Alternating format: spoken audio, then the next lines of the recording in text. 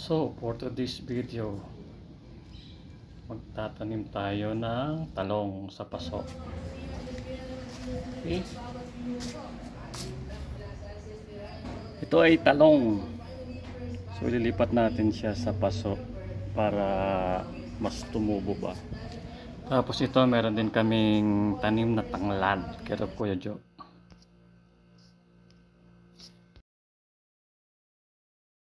Lipat natin yung mga tinanim natin na talong. Ayan.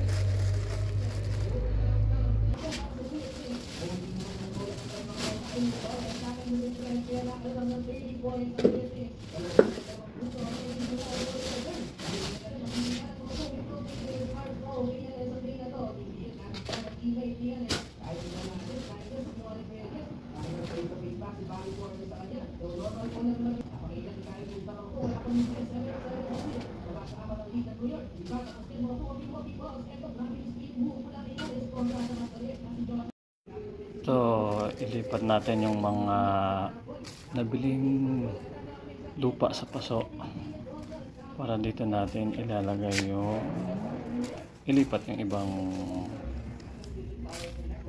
talong na tanim. Hirap mag-vlog no, tas ikaw lang yung nagbibideo. Well, panindigan mo yan. At yan, isalin na nga natin yung lupa sa paso. Okay, mikos-mikos ulit kunwari.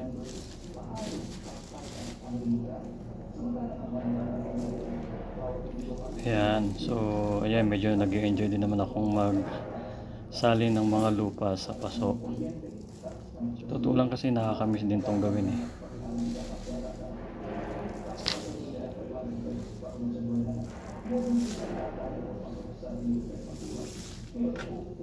Kasi naman dito sa Saudi, sa accommodation, wala kaming lupa na bakanteng lupa ba.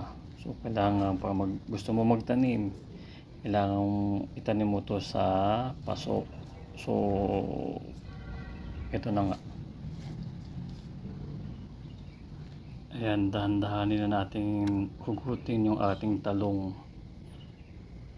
Oops, yan, dahan. Then yan, lipat na natin siya sa kabilang paso para siya ay lumusog. Yan naman.